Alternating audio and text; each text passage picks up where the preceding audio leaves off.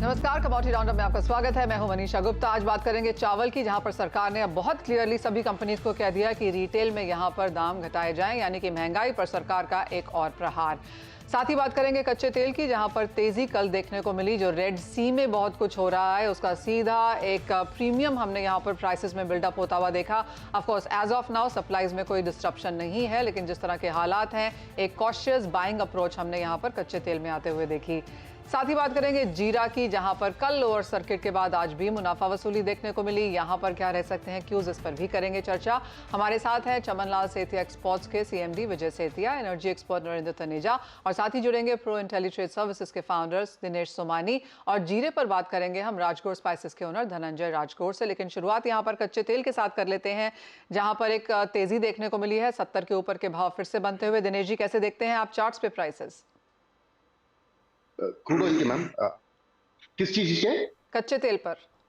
जी, एक short term pullback rallies आई है। Fundamental में ऐसा कोई मेजर ऐसा बदलाव नहीं नजर आता, लेकिन जो टेंशन बिल्डअप हुई है उससे लगता है कि 6050 राउंड एक बार क्रूड बाइंग बनेगा इंट्राडे। अपसाइड 6220 तक इसमें देखने मिल सकता है, बट ऊपर के लेवल में 6220 दोबारा एक बार बिकवाली बनेगी, क्योंकि फंडामेंटल्स अभी भी इसके कमजोरी है, डिमांड कमजोरी है, और चाइना से कोई सकारात्मक संकेत नहीं आ रहे। तो 6220 अपसाइड सेल बनेगा, 6050 इंट्राडे के हिसाब से बाइंग बन सकती है। ओके, यानी कि एक रेंज अटकती हुई नजर आ रही है। ऊपरी स्तरों पर बिकवाली करके चले, निचली स्तरों पर खरीदारी है, यानी कि 70 के लेवल्स फिलहाल यहां पर डब्ल्यूटीआई में होल्ड होते हुए। नरेंद्र तनेजा जी, जो कुछ यहां पर सुएज कैनाल में हो रहा है, जहां पर विश्व का 15% शिपिंग कंटेनराइज्ड ट्रेड हम होता हुआ देखते हैं। As of now of course कोई सप्लाई को लेकर चिंताएं बाजार नहीं देख रहा, लेकिन जिस तरह से बड़ी बड़ी ऑयल कंपनीज, टैंकर कंपनीज ने अब काम यहां पर रोक दिया है रेड सी और सुएज कैनाल के थ्रू, कैसे देखते हैं आप इसका एक लॉन्गर टर्म इम्पैक्ट कच्चे तेल के ट्रेड पर? देखिए, हाँ बिल्कुल आपने सही कहा। ये सब कुछ वहाँ डेवलपमेंट हो रहे हैं, और अमेरिका अपना नया एयरक्राफ्ट कैरियर जो है उसने फिलीपीन से वहाँ भेजा है, जो सिंगापुर पहुंच चुका है। मेरे ख्याल से 5 दिन में उस इलाके में भी आ जाएगा, तो उससे थोड़ा स्टेबिलिटी आएगी। अमेरिका के रक्षा मंत्री ने कल जो है इजराइल में प्रेस कॉन्फ्रेंस में भी कहा कि मिडिल ईस्ट के अंदर जो है वो वहीं रहेंगे और स्थिरता लाने की पूरी कोशिश कर रहे हैं। तो मुझे लगता है कि थोड़ा सा आप देखते हैं कीमत इसी वजह से ऊपर नीचे होती है, लेकिन अभी इतना बड़ा कोई जियोपॉलिटिकल ट्रिगर नहीं है कि कीमत जो है वो सस्टेन वे में ऊपर जा सके, क्योंकि अमेरिका की पूरी कोशिश है, और चीन भी आज की तारीख में कम से कम नहीं चाहता कि बहुत ज्यादा कोई हलचल हो, क्योंकि उसकी अर्थव्यवस्था जो है वो थोड़ा ठीक तरीके अब अच्छे हालात में नहीं है। रूस भी चूंकि यूक्रेन में बिजी है, तो वहाँ एस्केलेट हो मिडिल ईस्ट में कोई, जैसे तेल की कीमतें, उससे वो भी नहीं चाहेगा। हाँ, इतना जरूर है कि सऊदी अरब, रूस ये चाहते हैं कि कीमत $90 पहुंच जाए, लेकिन डिमांड सप्लाई की जो फंडामेंटल्स हैं वो इस तरीके के नहीं है कि वहां जा पाएगी। तो इसीलिए कीमतें जो है वो 80 के इर्द गिर्द घूमेंगी। मुझे ऐसा लगता है कि हो सकता है वो 70 भी हो जाए, 72 भी हो जाए, 73 भी हो जाए, और ये भी हो सकता है कि 85 भी हो जाए। तो जो एक जिसको बोलना चाहिए कि जो ग्रेविटी पॉइंट रहेगा वो $80 पर बैरल रहेगा। उससे $10 नीचे भी जा सकती हैं, $5 ऊपर भी जा सकती हैं। ये चलता रहेगा, क्योंकि मार्केट रिएक्ट करती है उस सिचुएशन को देख के जो उसके सामने उससे में खबर होती है। अभी खबर जो आई है रेड सी को लेके, वहां पे किस तरीके से जो है थोड़ी हलचल है, खासतौर से कुछ आतंकवादी की भी बात है। इस बात का भी खतरा है कि शायद कोई अमरीकी बेड़े के जहाज पे हमला ना हो जाए। इसको लेकर मार्केट रिएक्ट कर रही है, लेकिन ऐसा कुछ होता नजर आता नहीं है। तो जैसे ये थोड़ा सा मार्केट ये हो जाएगा, भाई ऐसा कुछ नहीं है, मार्केट थोड़ी आश्वस्त हो जाएगी, तो कीमतें वापस जो है अपने नॉर्मल में आ जाएंगी। जैसे मैंने कहा, ओपेक की कोशिश, रूस की कोशिश, जियोपॉलिटिकल ट्रिगर, एंग्जाइटी, सब कुछ को अगर हम टोकरी में डाल के बास्केट में देखते हैं, तो तब भी मुझे समझ में नहीं आता कि कीमत बहुत ज्यादा ऊपर जाएगी। $80 अगर हम मानते हैं, लेकिन ये तैयार रहते हैं कि 70 भी हो सकता है, 72 भी हो सकता है, 85 भी हो सकता है। तो रेंज थोड़ा वाइड है, लेकिन इसी के आसपास घूमना चाहिए जब तक कि कोई बहुत भारी डिमांड साइड में चेंज नहीं आता, या कोई बड़ा सप्लाई डिस्ट्रप्शन नहीं होता, या कोई जियोपॉलिटिकल ट्रिगर नहीं होता। अभी ऐसा कहीं कुछ होता नजर नहीं आता, कम से कम आज नजर नहीं आता। और अगर हो भी रहा है तो बाजार को ये लगता है कि सप्लाईज पर्याप्त हैं नॉन ओपेक की तरफ से। यहाँ पर चाहे वो कनाडा है, यूएस है, ब्राजील है, हमने सप्लाईज अच्छी खासी आते हुए देखी हैं, तो शायद उसका एक कांस्टेंट प्रेशर भी है। एक फाइनल सवाल नरेंद्र जी, और ये प्राइसेस को लेकर है। आपने कहा 85 तक भी लेवल जा सकते हैं, क्या 65 तक भी जा सकते हैं? क्योंकि चाहे वो सिटी है, गोल्डमैन सैक्स है, जेपी मॉर्गन है, सभी ने जो अपने 2024 के प्राइस रिविजन्स हैं वो यहाँ पर 8 से 10, $15 तक भी घटाए हैं। नहीं, बिल्कुल आपने सही कहा। देखिए, उसकी वजह यह है कि अगर दुनिया में जो 70 से 75% जो तेल का उत्पादन है वो $60 या उससे नीचे में होता है प्रति बैरल। इसका मतलब ये इसके ऊपर जो भी आता है वो लाभ होता है। सिर्फ जो बहुत ही गहरे समंदर के अलावा अंदर जो तेल का उत्पादन होता है, जो कुछ इलाकों में होता है, जैसे आर्कटिक हो गया, ग्रीनलैंड के पास हो गया, अलास्का में हो गया, कुछ ऐसे वहां पर कॉस्ट ऑफ प्रोडक्शन ज्यादा होती है। तो इसलिए जो इनकी कोशिश ये कि भाई तेल की कीमत को $90 लेके जाए, लेकिन अमेरिका जो आज सबसे ज्यादा तेल का उत्पादन कर रहा है, दुनिया का सबसे बड़ा उत्पादक जो है वो अमेरिका बन चुका है, और कॉस्ट ऑफ प्रोडक्शन उनकी अगर आप उठा करके देखते हैं तो ऐसी नहीं है जिसकी वजह से जो कीमत ऊपर जाए। दूसरी बात, ये बात सच है कि अमेरिका की पूरी कोशिश है कि तेल की कीमत को कम से कम लेके जाया जाए, मतलब $65 भी लेके जाया जाए, अगर बाइडेन सामने चुनाव जीतना है तो। अब वो चुनाव का वर्ष शुरू हो चुका है, इसलिए मुझे लगता है अमेरिका की लगातार कोशिश होगी, खासतौर से जो नॉन ओपेक कंट्रीज हैं उनमें उत्पादन बढ़ा के, वेनेजुएला से उन्होंने सैंक्शन हटा लिए हैं, ईरान के और तेल को बाजार में आने देंगे, हालांकि ईरान ओपेक का मेंबर है, तो ये सब होगा। तो पूरी कोशिश उनकी चल रही है। इसके अलावा भारत की भी यही कोशिश है तेल सस्ता रहे, इंडोनेशिया की भी कोशिश, ये सारे वो देश है, मैक्सिको की भी है जो बहुत बड़ा तेल उत्पादक भी है, निर्यातक भी है। ये सब वो देश है जो तेल का उत्पादन भी करते हैं भारत को छोड़कर भारी मात्रा में। तो मुझे ऐसा लगता है कि ये सब चलता रहेगा तो इसका लाभ जो है कुल मिलाकर के जो आम उपभोक्ता उसको मिलेगा, लेकिन ये उसके लिए आवश्यक है कोई बहुत बड़ा सप्लाई डिसरप्शन नहीं होना चाहिए। और अभी जो दिख रहा है वो कहीं डिसरप्शन हुआ नहीं है। जो मिडिल ईस्ट का तेल भी पूरा फ्लो कर रहा है, कुछ जगह थोड़ा उन्होंने प्रोडक्शन को रोका है, लेकिन वो बहुत लंबा टिकने वाला नहीं है क्योंकि उनको भी उस पैसे की आवश्यकता है। तो मुझे लगता है कोई अभी चिंता का विषय मुझे कोई खास नजर नहीं आता। मार्केट में क्या होता है, जरा सा भी कुछ हेडलाइन आती है कंप्यूटर स्क्रीन पर, उस पर तुरंत मार्केट रिएक्ट कर देती है, लेकिन 4 घंटे बाद उसको फिर करेक्शन भी लेके आती है। तो ये कीमत जो थोड़ी ऊपर आपको दिख रही है इसमें भी करेक्शन हो सकता है, लेकिन अगर एवरेज $80 के आसपास मान के चलता हूँ, 70 नीचे जा सकता है। 70 से नीचे जाएगा तो ओपेक बहुत हल्ला मचाएगा, तो शायद वो इतना आसान ना हो। लेकिन अर्थशास्त्र जो है उसको उसके खिलाफ नहीं जाता। अर्थशास्त्र तो कहता है ज्यादातर उत्पादन तो $60 पे होता है, तो इससे बाकी तो सारा मार्जिन है। तो ये बहुत सारे फैक्टर होते हैं। तेल राजनीति की तरीके से है, ऊपर नीचे इसी हिसाब से जाता है, लेकिन अभी आज की तारीख में मैं जब आने वाले 3-4 महीने देख रहा हूँ, जाड़े के महीने खास तौर से, तो $80 का एवरेज मुझको नजर आता है। तो $80 के एवरेज से यहाँ पर कच्चे तेल में कारोबार रह सकता है। एज ऑफ नाउ तो ऑफ कोर्स $5-6 नीचे ही चल रहा है उन लेवल से, लेकिन $5 नीचे $10 ऊपर की रेंज हम यहाँ पर बनता हुआ देख सकते हैं। नरेंद्र जी, एज ऑलवेज बहुत शुक्रिया साथ जुड़ने के लिए और वो सारे जियोपॉलिटिक्स एंड डिमांड सप्लाई हमें समझाने के लिए भी। लेकिन आगे बढ़ेंगे और भारत के लिए एक बड़ी खबर चावल की तरफ से उभर के आ रही है, जहाँ पर जो मीटिंग हुई है फूड सेक्रेटरी के साथ, उन्होंने काफी क्लियरली कहा है कि चावल के दाम रिटेल सेक्टर के लिए यहाँ पर घटाने की जरूरत है। उन्होंने राइस इंडस्ट्री एसोसिएशन को ऐसा लिखकर एक नोटिफिकेशन में भी कहा है। विजय जी, कैसे देखते हैं आप इस नोटिफिकेशन को, क्योंकि जहां तक प्राइस से जहां तक स्टैक है, चाहे वो प्रोडक्शन है ज्यादा माना जा रहा है, सरकार के पास बफर स्टॉक भी है, यहाँ पर एक्सपोर्ट्स, यहाँ पर काफी सारे कर्ब्स यहाँ पर हमने लगे हुए देखे हैं, उसके बावजूद भी जो उपभोक्ता है, कंज्यूमर है, उनको कोई बहुत ज्यादा रिलीफ मिलता हुआ नजर नहीं आया। नहीं, गवर्नमेंट का कल बिल्कुल क्लियर कहना था कि हमारे पास कोई चावल की कमी नहीं है जी। सिर्फ जो हमारा चेन बना हुआ है उसके अंदर कॉस्ट जरूरत से ज्यादा बढ़ रही है और सरकार जैसे प्रतिबंध है कि मैंने रेट को कम करना है, कि कंज्यूमर को फायदा पहुंचाना ही पहुंचाना है, तो उन्होंने अपनी एफसीआई की पॉलिसी में एक चेंज किया है कि नेक्स्ट वीक वो 7.5 लाख टन चावल इंडियन मार्केट में डंप करना चाहते हैं, मार्केट में देना चाहते हैं। और उसमें वो सबसे ज्यादा जो खास बात है कि छोटा दुकानदार भी जो 1 टन चावल लेना चाहता है वो भी इसमें पार्टिसिपेट करे। तो गवर्नमेंट की ये जो सोच है कि रिटेलर तक चावल पहुंचने में रास्ते में जो खर्चे बढ़ रहे हैं उसको कम करने का उनका पूरा ध्यान है। दूसरा, गवर्नमेंट ने मार्केट की भी स्टडी की है, बड़ा उन्होंने इस चीज को बारीकी से समझा है कि मार्केट के अंदर परमल चावल, एक ही चावल 40 रुपए में बिक रहा है, वही चावल 60 में बिक रहा है।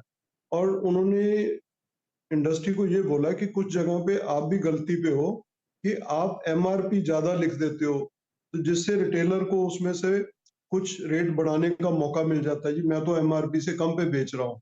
तो ये भी बोला गया कि अपना एमआरपी को भी ठीक करिए। तो गवर्नमेंट का जो ये बात है कि भी नॉन बासमती सेक्टर में खास करके आम आदमी के खाने के चावल की बात उन्होंने करी, तो जो राइस नॉन बासमती एक्सपोर्टर्स की बहुत बड़ा हिंदुस्तान में एक ग्रुप है और वो भी गवर्नमेंट को बार बार कह रहा है कि जो आपने 20% एक्सपोर्ट टैक्स लगाया हुआ है उसकी शेप चेंज कर दो, इसको फिक्स अमाउंट में ले आओ चाहे आप $80 करो, 90 करो, 70 करो, और इसको फ्लेक्सिबल कर लो एज पर आउटफ्लो।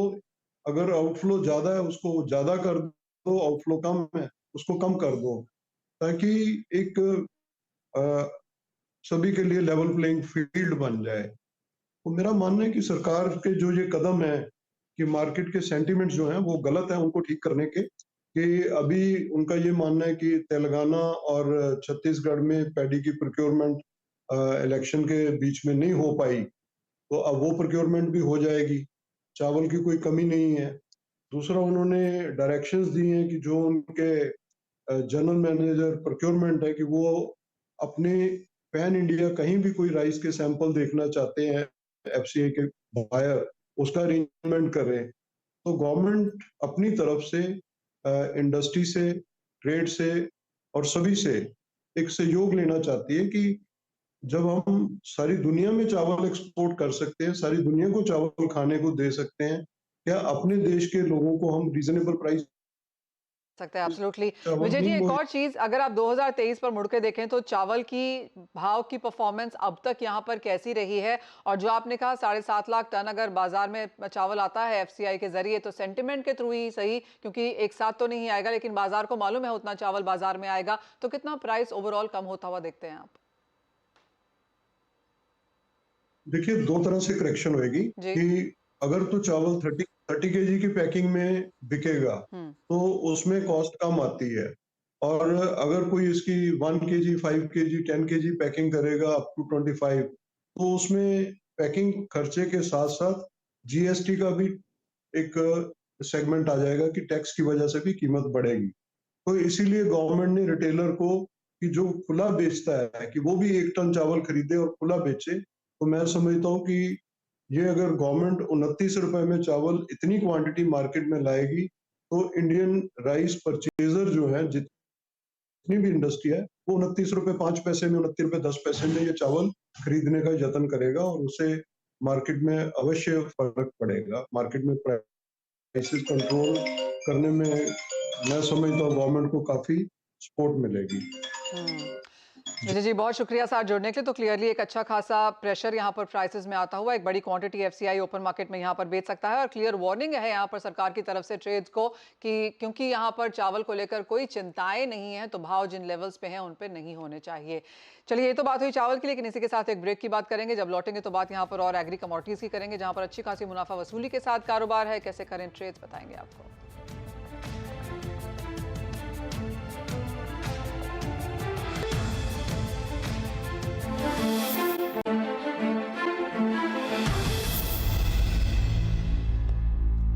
नमस्कार, स्वागत है आपका। और जीरे की कीमतों में लगातार गिरावट देखने को मिली है। कल लोअर सर्किट यानी कि 6% की गिरावट के बाद आज भी दबाव ही बना हुआ है।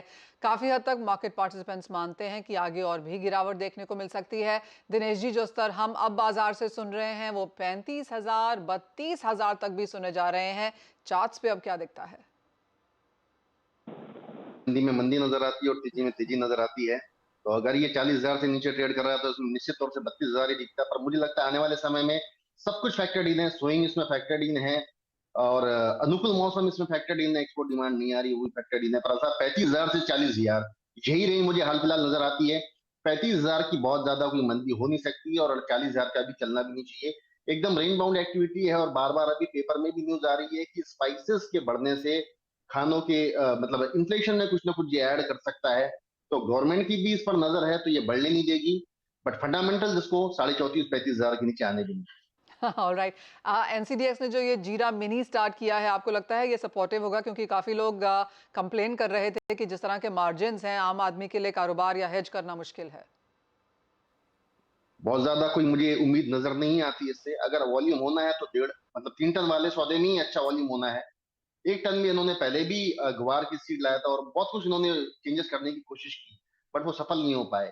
जो स्टैंडर्ड मेथलाइजेशन है, जो मार्केट फॉलो करता है या स्पॉट मार्केट फॉलो करता है, वही इसमें ज्यादा अच्छे से काम कर पाएगा। मुझे लगता है 3 टन का सौदा ज्यादा बेहतर परफॉर्म करेगा इसमें। राइट। हमारे साथ राजगौर स्पाइसेस के ओनर धनंजय राजगौर भी हैं। धनंजय, नमस्कार। हमने 64,000 के स्तर भी देखे हैं, बात अब 32,000 की भी है, यानी कि ये साल इतना भारी उठापटक वाला रहा है। एक तो इसे कैसे देखते हैं, आपको क्या लगता है भाव कहाँ जा सकते हैं, और आने वाला साल कैसा दिखता है? नमस्कार मनीषा जी। जीरे में देखने जाए तो जो ऊंचे स्तर पर जो अपना रिकॉर्ड हुआ था वो अभी वो तो भूल ही जाओ। और घटने का चांस अभी भी मुझे लग रहा है कि 34,000 का लेवल एक बार टच करेगा, क्योंकि जैसे जैसे आगे अपन देख रहे हैं कि शोइंग के रिपोर्ट आ रहे हैं, वो हिसाब से थोड़ा थोड़ा लग रहा है कि आगे जाके मार्केट और डाउन हो जाएगा। धनंजय जी, काफी लोगों ने जीरा पकड़ के रखा होगा क्योंकि जिस तरह के प्राइस मूव्स थे और जो इतनी सडन करेक्शन यहाँ पर पिछले 1-2 महीने में आती हुई नजर आई है, तो अब कारोबारी क्या कर रहे हैं? जिसने जिसने अगर पकड़ के रखे तो उसे मैं एक ही सलाह देना चाहता हूँ कि जीरा कमोडिटी का हॉट आइटम था, उसे अभी स्वीकारना पड़ेगा कि ये अभी हॉट नहीं है। जीरे में है दम, ये बात 100% है सच, लेकिन अभी इसको अब स्वीकार करना पड़ेगा कि इसमें अभी ये नहीं रहा है और बाजार और घटेगा। जो 35-32 की बातें हो रही हैं, आप कहाँ देखते हैं सपोर्ट? 32,000 के नीचे फिलहाल जीरा नहीं जाएगा, क्योंकि जीरे जब तक जीरा मंडियों में नहीं आता तब तक उसका मालिक किसान है। हम देखें तो 2021-22 में जीरा 145 से जो शुरू हुआ है 21-22 में, फिर 22-23 में वो 300 से करके 600 की लेवल उसने क्रॉस की, तो किसानों के पास पेट भर के पैसा कमाया उन्होंने। तो अगर 30,000 के नीचे जीरा जाएगा तो किसान बिल्कुल नहीं बेचेगा, उसे कुछ फर्क नहीं पड़ता है, क्योंकि जब तक मंडियों में माल नहीं आता तब तक उसका किसान ही उसका सेट है। अपने हाई से करीब करीब 48% की गिरावट हम जीरे में आता हुआ देख चुके हैं और पिछला 3 महीना अगर देखें तो ये सबसे ज़्यादा मुनाफा वसूली इसी समय में आती हुई नजर आई भी है। धनंजय जी, जैसे आपने कहा अब जीरे में बहुत दम नहीं है, हॉट कमोडिटी भी ये अब नहीं है, तो हॉट कमोडिटी अब क्या है आपके लिहाज से? धनिया और हल्दी लग रही मैम। दिनेश जी, चार्ट्स पे कैसी लगती है धनिया और हल्दी? धनिया तो मुझे बहुत ही बेहतरीन लगता है, मतलब फंडामेंटल काफी इसके स्ट्रॉन्ग है। अगर जीरे की सोइंग इतनी ज्यादा बढ़कर है तो that is on behalf of धनिया ओनली। हम्म। अगर गुजरात में 40 से 50% सोइंग कम है, राजस्थान में 25-30% सोइंग कम है, तो कहीं ना कहीं ये 74 का जो लेवल है धनिया का, ये बिल्कुल अच्छा सकारात्मक लेवल रह सकता है। और 30 से 35% आने वाले समय में निश्चित तौर से यहाँ से प्राइस को बढ़ोतरी दे सकता है। ऑलराइट। दिनेश जी, ऑल्सो अगर हम साथ में गुआर के भाव देखें तो यहाँ पर भी मुनाफा वसूली है, मतलब मसालों में तो एटलीस्ट यहाँ पर तेजी देखने को मिली। जीरा, जैसे धनंजय जी हमें कई बार कहते रहे, हीरा है और कई सीरियसली लोगों को कमा के भी इसने दिया। उसके बाद ऑफकोर्स अच्छी खासी मुनाफा वसूली, लोग पैसा घर लेके गए होंगे, लेकिन गुआर में हम सिर्फ बातें ही सुनते रह गए, फंडामेंटल्स ही देखते रह गए, वो प्राइस में कन्वर्ट हुआ ही नहीं। कोई कड़ी ऐसी चूक रही है इसमें जो हम पकड़ नहीं पा रहे, शायद fundamental this could be the one thing. फसल बहुत ज्यादा नहीं है, ये सर्वे जो है ग्रुप ने हमारे काफी अच्छे से कर रखा है, बट हो सकता है कि अराइवल्स का प्रेशर इतना ज्यादा है कि किसान का इससे मोह भंग हो चुका है और वो उसको बेच के निकलना चाहता है। ये अराइवल का प्रेशर अभी मार्केट एब्जॉर्ब नहीं कर पा रहा, और मुझे लगता है यही मुख्य रीजन है जो कंटिन्यूस उसमें बिकवाली देखने मिल रही है। अब ये 54.5 और 55 के लेवल के नीचे निरंतर ट्रेड कर रहा है, तो कहीं ना कहीं एक बेरिशनेस इसमें बिल्कुल निश्चित तौर से आई है। हो सकता है आने वाले समय में 5250 का लेवल ये देख सके। 5620 के ऊपर अगर ये क्लोज करता है तो उसके बाद ही इसमें नई तेजी देखने को मिल सकती है। हाल फिलहाल ऐसा लगता है कि 5550 और 5250 की रेंज में ये खेलता रहना चाहिए। फाइनली धनंजय, आपसे काफी लोग और जो हल्दी के उत्पादक हैं, हल्दी के ट्रेडर्स हैं, वो भी हमें ये कहते हुए दिख रहे हैं कि आप हल्दी अगले साल 2024 का सोना बन के निकल सकता है। 16,000, 18, 20 तक के लेवल्स हमने यहाँ पर लोगों से सुनते हुए देखे हैं, लेकिन ट्रेड क्या कहता है, आपका क्या मानना है? हल्दी में स्लोली स्लोली वो जीरे की जैसे हल्दी भी बढ़ना लगेगी ऐसा लग रहा है, क्योंकि जैसे जैसे जीरे ने कैसा इस साल रिकॉर्ड तोड़े थे, वैसे हल्दी में मुझे 100 रुपए की तेजी पक्की लग रही है इस भाव से। ओके, तो यानी कि मसाले यहाँ पर इस साल में फिर से तेजी में रह सकते हैं। धनिया और हल्दी हमारे दोनों ही एक्सपर्ट्स को लगता है कि बढ़त दिखा सकती है, स्पेशली हल्दी जहाँ पर माना जा रहा है कि बढ़त देखने को मिलेगी। बुआई का इलाका यहाँ पर एक थोड़ा सा सवाल बन के भी है। एक फाइनल सवाल आपसे भी दिनेश जी, और आपने काफी समय कैस्टर और कॉटन सीड ऑयल केक को यहाँ पर काफी तवज्जो दी है, अब यहाँ से क्या स्तर? कॉटन सीड ऑयल केक तो निचले लेवल तोड़ रहा है। 2710-20 का जो एक लेवल था जो बेस बनाकर चल रहा था, कॉटन भी ऊपर चल नहीं रहा है, कॉटन सीड ऑयल केक भी नहीं चल रहा है। 2638, 2640 जनवरी कॉन्ट्रैक्ट एक यहाँ से 60 से 70 रुपए का और मंदा मुझे नजर आता है। शायद वहां से पुलबैक रैलीज है, लेकिन ओवरऑल एग्री सेक्टर जो है ये कंप्लीट दबाव में दिख रहा है अभी हाल फिलहाल। रही बात कैस्टर की, तो 5700 और 5900 यही रेंज हाल फिलहाल नजर आती है। बहुत ज्यादा मूवमेंट नहीं है, बहुत ज्यादा वोलेटिलिटी। तो ईयर एंड तक कोई बहुत टॉप ट्रेड पिक करना हो तो क्या होगा फिर दिनेश जी आपके हिसाब से, एग्रो या नॉन एग्रो स्पेस में? आने वाले 10-12 दिन कम वॉल्यूम्स के रहेंगे, बहुत ज्यादा क्यूज भी नहीं आएंगे, अंतर्राष्ट्रीय बाजार तो ऑलरेडी बंद होने शुरू हो जाएंगे इसी हफ्ते से। बेस मेटल्स में दो काउंटर ऐसे हैं जो अच्छे से उभर के आ रहे हैं। एक है जिंक और एल्यूमिनियम, काफी समय के बाद में ये 224 और 204 के ऊपर ट्रेड हो रहे हैं।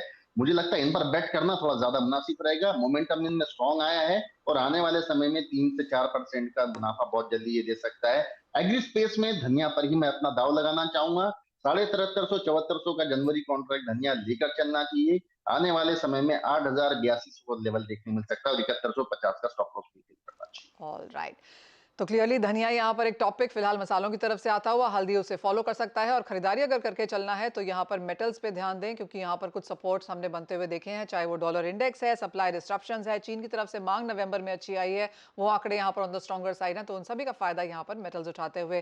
धनंजय, बहुत शुक्रिया साथ जुड़ने के लिए। दिनेश जी एज ऑलवेज सभी स्ट्रैटेजीज भी शेयर करने के लिए। लेकिन इसी के साथ हमें दीजिए इजाजत, लेकिन आप बने रहिए CNBC आवाज पर।